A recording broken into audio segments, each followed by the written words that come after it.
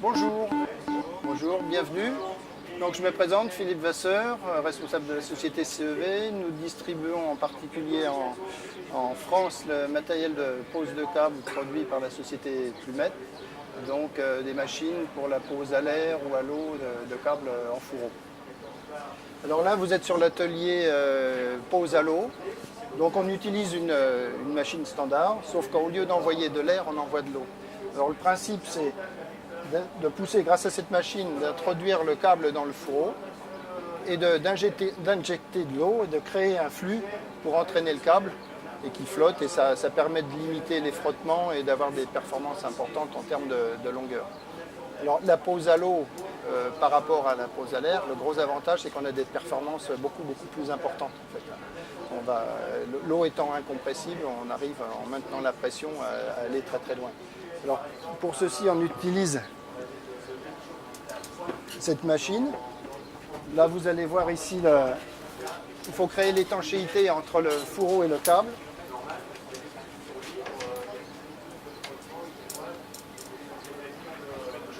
Donc on introduit le câble dans le fourreau grâce à ce système d'entraînement et le câble passe dans le fourreau. Alors il faut créer l'étanchéité puisqu'on va injecter l'eau dans cette partie-là.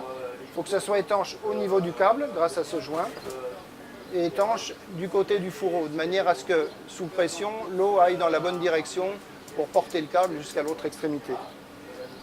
Donc il est important que l'usinage soit très précis pour avoir une parfaite étanchéité et que ça tienne aux pressions auxquelles on va travailler.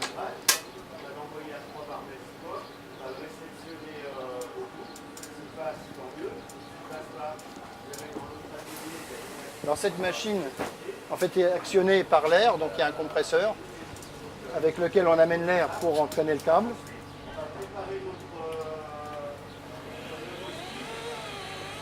Donc le câble est entraîné par les courroies. Il y a un compteur qui nous permet de connaître les distances de pose, la vitesse de pose, et un manomètre qui nous permet de savoir la pression à laquelle on travaille et de contrôler tout ça. Pour l'eau, on a une pompe à eau qui va donc pomper l'eau dans une réserve et l'envoyer dans cette chambre d'injection par l'intermédiaire de ce système avec un compteur d'eau qui lui aussi permet de connaître le débit auquel on travaille, la quantité d'eau qu'on a injectée, ce qui permet d'avoir, une fois qu'on connaît le diamètre du câble et le diamètre intérieur du fourreau, on sait quelle quantité d'eau il faut pour faire un kilomètre. Ça permet un petit peu des fois d'apprécier si l'eau est en avance ou en retard par rapport au câble. C'est le rapport entre le diamètre intérieur du tube et le diamètre extérieur du câble.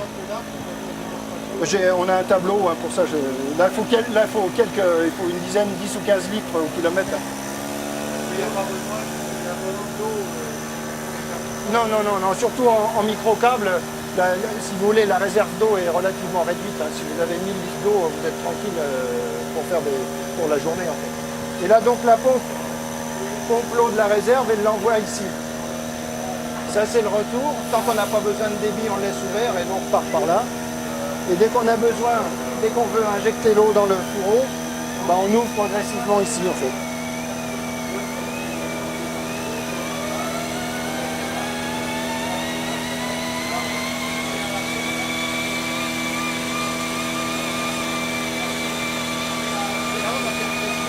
Là on est en vitesse à 45 mètres minutes, on peut aller au-delà. Et après au fil de la pause, il faut modifier un petit peu les paramètres, augmenter la pression. Mais vous voyez, il n'y a pas de... Si c'est bien monté, il n'y a pratiquement pas de fuite.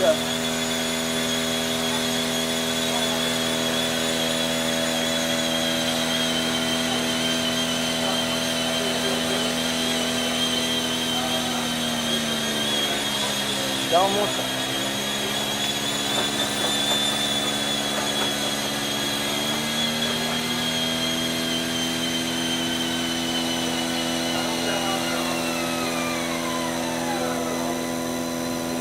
Voilà, puis en fin de pause, en fait, on ouvre ici, puis on ferme.